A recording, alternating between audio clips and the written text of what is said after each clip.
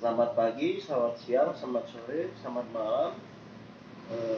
Kami dari kelompok OP akan menjelaskan tentang program yang sudah kami buat jauh-jauh hari sebelumnya.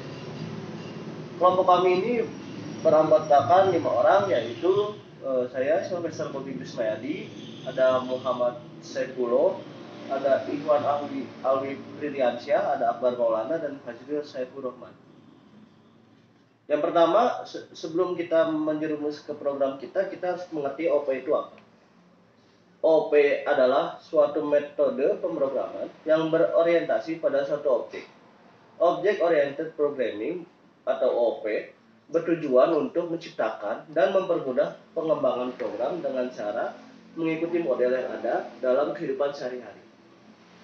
Suatu permasalahan bisa disebut objek apabila objek itu sendiri memiliki gabungan dengan objek yang bisa dikatakan lebih kecil lagi. Contohnya seperti komputer. Komputer adalah benda yang terbentuk dari beberapa perangkat-perangkat atau objek yang lebih kecil lagi seperti mesin, software, baterai, dan lain-lain.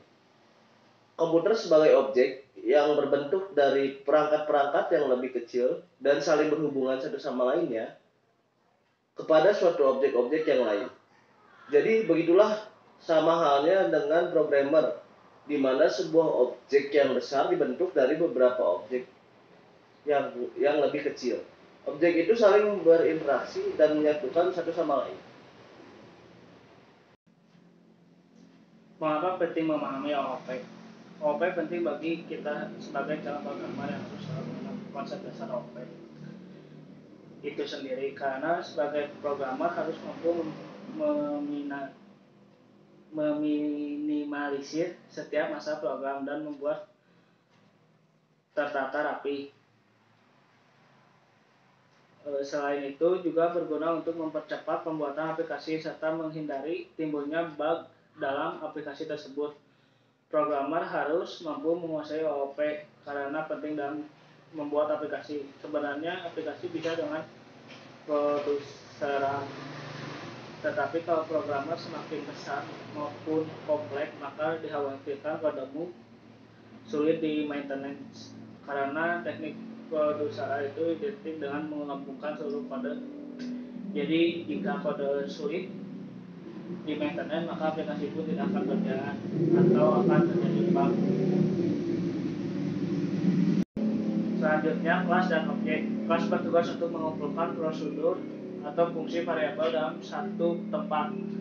Kelas ialah blueprint atau suatu objek ataupun cetakan untuk membuat objek. Kelas mempresentasikan objek yang akan dibuat. Jadi dalam pembuatan nama kelas wajib menyesuaikan dengan objek yang bakal dibuat. Penyusunan nama kelas mempunyai ketentuan, ialah dengan format Pascal case. Penulisan diawali dengan huruf kapital bila nama variabel tersusun dari 2 kata maupun lebih. Tidak perlu diberikan spasi antara awalan dengan huruf kapital. Misalnya kelas makanan, kucing, kelas senjata, dan kelas singer depannya memiliki huruf besar. Lalu selanjutnya ada atribut. Atribut merupakan bagian dari sebuah kelas yang masih berhubungan erat. Atribut bisa juga disebut sebagai properti atau properties dari suatu kelas. Contohnya, jika kamu memiliki sebuah kelas komputer, maka kamu dapat menambahkan atribut seperti kecepatan prosesor, besarnya penyimpanan memori, warna, ukuran, dan lain sebagainya. Penggunaan atribut berlaku dari kurung kurawal awal sampai dengan sebelum kurung kurawal akhir, disebut scope. Menggunakan format penulisan lower camel case. Jadi untuk kata pertama diawali dengan huruf kecil, sedangkan kata selanjutnya diawali dengan huruf kapital tanpa spasi dalam 2 kata atau lebih. Lalu metode berperan menjelaskan bagaimana suatu atribut beraksi. Peran yang dimaksud berupa tingkah laku atau behavior yang dapat digambarkan oleh suatu metode. Misal, kelas manusia. Manusia tentu memiliki metode berupa tingkah laku seperti berpikir, berjalan, berbicara, makan, dan lain-lain. maka tentunya metode dapat disesuaikan dengan program yang dibuat. Metode ada dua, metode overriding yang artinya memberikan implementasi yang baru dari suatu metode pada subkelas. Jadi metode ini berada pada kelas yang berbeda yang terkait dalam inheritance. Lalu metode name overloading yang artinya metode dengan nama yang sama namun memiliki parameter yang berbeda, dan metode ini berada dalam sebuah kelas yang sama atau bisa juga berada dalam kelas lain yang terkait dalam hierarki inheritance. Selanjutnya inheritance. Inheritance adalah hubungan antara dua objek atau lebih, di mana terdapat sebuah objek utama yang mewariskan atribut maupun metode yang dimiliki kepada objek lainnya. Baik itu sebagian maupun keseluruhan. Kita dapat mendefinisikan suatu kelas baru dan dengan mewarisi sifat dari kelas lain yang sudah ada. Penurunan sifat ini bisa dilakukan secara bertingkat, sehingga makin ke bawah kelas tersebut menjadi semakin spesifik. Subkelas memungkinkan kita untuk melakukan spesifikasi detail dan perilaku khusus dari kelas supernya. Dengan konsep pewarisan, seorang programmer dapat menggunakan kode yang telah dituliskan pada kelas super berulang kali pada kelas keturunannya, tanpa harus menulis ulang semua kode-kode itu. Ya, di sini saya Muhammad Saifullah akan menjelaskan tentang aplikasi kami, yaitu data buku, di mana data buku itu kita bisa melihat daftar buku yang sudah tersedia dan juga menambahkan daftar buku yang ingin kita perbaharui atau kita tambah. Baik, mari kita langsung saja ke aplikasi NetBeans-nya. Di sini sudah terlihat nama proyek kami, yaitu adalah data buku, dan project main atau kelas utama di sini kita menggunakan nama data buku juga. Data buku ini adalah sebagai project main yang utama atau yang akan kita jalankan dalam NetBeans. Di sini ada kita bisa memasukkan seperti buku yang ingin kita tambahkan atau kita buku baru. Lalu jika kita setelah menambahkan buku yang baru, di sini kita dapat melihat buku yang sudah kita tambahkan ataupun buku yang sudah tersedia di dalam aplikasi.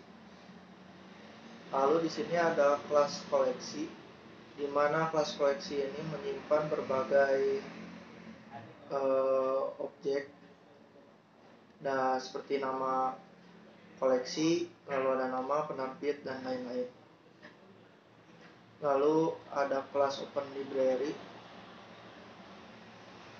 Di kelas open library ini seperti controller yang akan kita gunakan. Misalkan kita ingin memilih menu yang mana. Lalu ada kelas buku.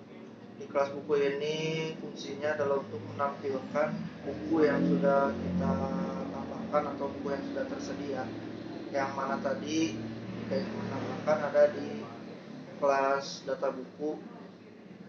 Lalu ada compare title dan compare novel.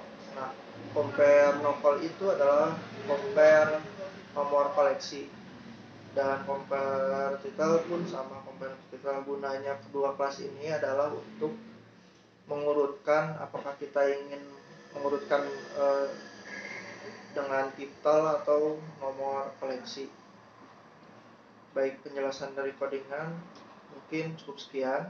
Kita langsung saja coba aplikasinya.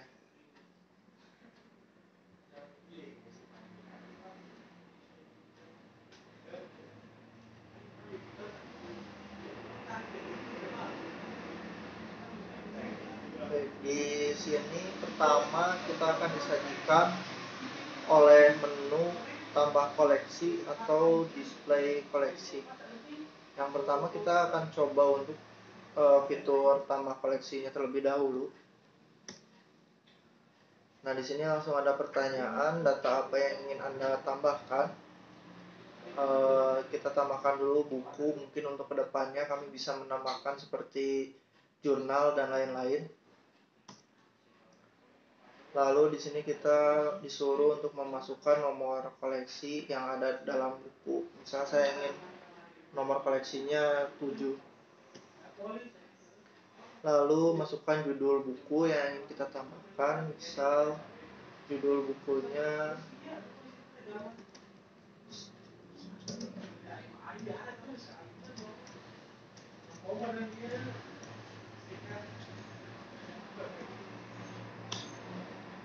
baik. Setelah kita memasukkan judul buku, kita akan langsung disuguhkan dengan pertanyaan apakah buku tersebut masih ada, rusak, atau hilang. Kita simulasikan saja jika bukunya ada dalam perpustakaan. Lalu masukkan pengarang. Misal pengarangnya adalah Bobby. Lalu masukkan nomor ISSN yang terdapat dalam buku tersebut. Kita contohkan saja sebagai 78654. Lalu juga ada nomor ISBN yang terdapat dalam buku. Kita contohkan sebagai 56789. Lalu nomor DOI.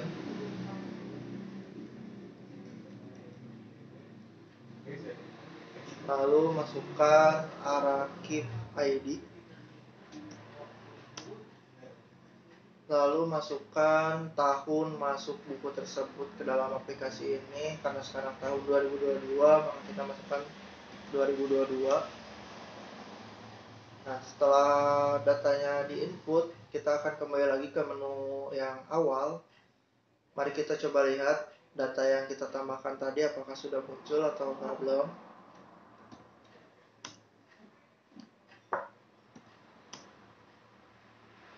Nah, di sini yang tadi saya maksud untuk compare title dan compare nomor koleksi. Jika kita ingin mengurutkan, maka kita pilih ya.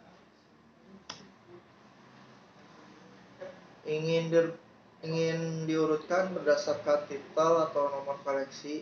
Contoh saya ingin nomor koleksi.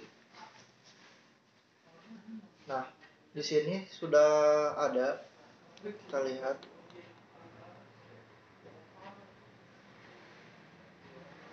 Berbagai data buku yang sudah ada di dalam aplikasi, ada nomor koleksi 1 dan seterusnya.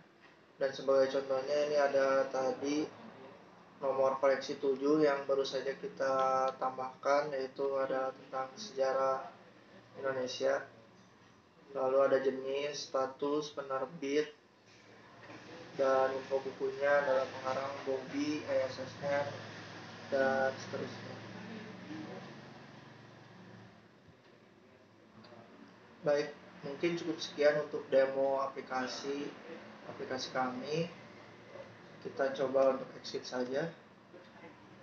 Ya, programnya sudah dihentikan.